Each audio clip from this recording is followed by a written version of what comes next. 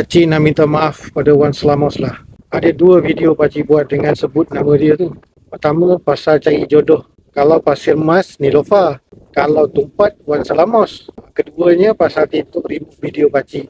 Pun pakcik ada sebut Wan Selamos. Sedangkan Wan Selamos tak kenal tu pakcik. Niat pakcik gurau je sebab Wan Selamos ni orang terkenal. Tapi tadi pakcik ditegur lah.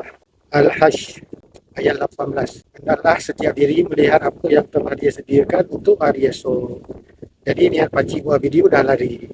Dalam hari ini, jika manusia berbuat dosa peribadi secara suka-suka, ianya boleh diselesaikan. Contoh pakcik dengan kawan-kawan kan, saling menggelar. Woi, botak. Dia pun balas. Sebat kau hitam. Ya dosa, tapi suka sama suka. Dalam hal Wan Selamos ni, ianya dosa tidak suka sama suka. Wan Selamos tak kenal pakcik pun. Menjadikan dia sebagai bahan gurau. Seolah-olah memijak diri dia untuk menjadikan pakcik lebih mulia. Kat sinilah pakcik silap. Jadi pakcik minta maaf.